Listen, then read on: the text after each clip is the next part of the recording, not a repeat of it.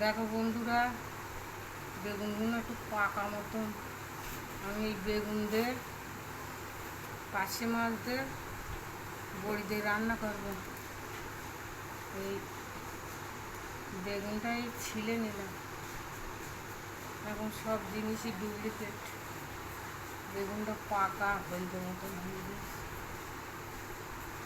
তাই বেগুনটা ছিলে নিচ্ছি। এই বেগুন দিয়ে বড়ি দিয়ে পার্শে মাছ দিয়ে রান্না করব। দেখো বন্ধুরা, আজ আমি রান্না করব বেগুন বড়ি পার্শে মাছ। আমি বেগুনটা একটু পাকা পাকা মতন বলে বেগুনটা আমি ছিলে নিছি। জিনিসপত্রের অতিরিক্ত দাম, কিন্তু সব খারাপ জিনিস। কী করব, বেগুন পাকা বলে বেগুনটা ছিলে নিয়েছি। বেগুন দিয়ে বড়ি দিয়ে পার্শে মাছ দিয়ে রান্না করব। এবার মাছটা আমি একটু নুন হলদি দিয়ে মাখাই না ভেজে নেব।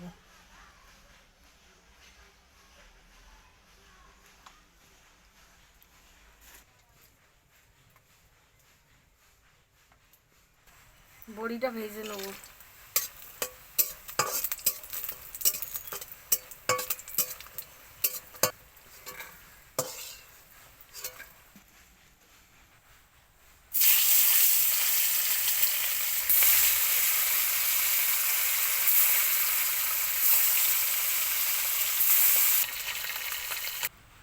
এবার আমি মাছটা ভেজে নিয়েছি, বড়ি ভেজে নিয়েছি।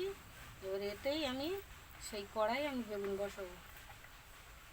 দিলাম ঝাল,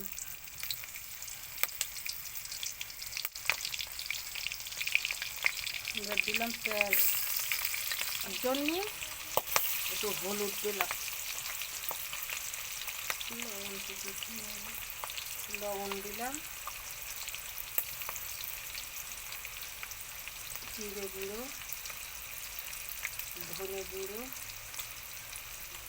একটু শুকনো ঝালের গুঁড়ো, চটার জন্য দিলাম, আর একটু দিয়ে দিলাম আদা রসুন দিয়ে দিলাম।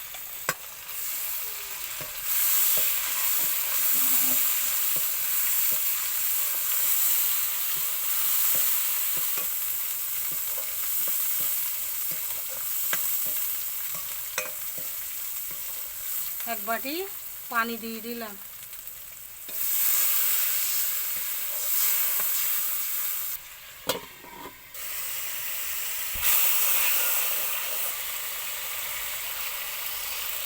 বেগুনটা দিয়ে দিলাম।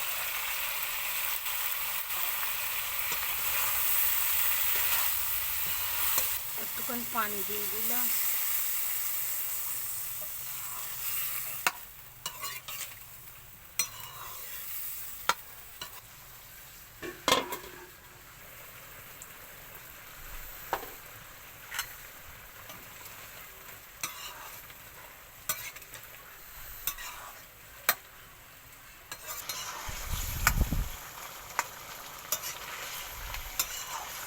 ঝোল বেরিয়েছে, অল্প একটুখানি ঝোল দিয়ে দেবো।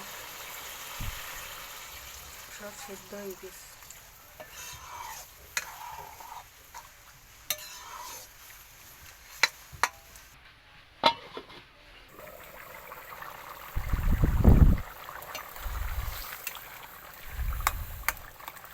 এইবার বড়িটা দিয়ে দেবো, বাড়ি তৈরি করা বড়ি।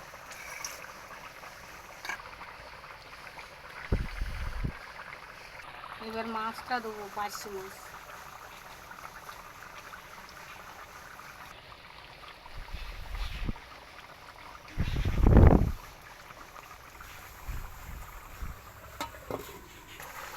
দেখো বন্ধুরা, বেগুন বড়ি পার্শে মাছ আমার রান্না কমপ্লিট হলো। আমি একটু ঝোল রাখলাম, কেননা এক ভাগের তরকারি, ঝোল রেখে দিলাম। আমি এবার নামাবো।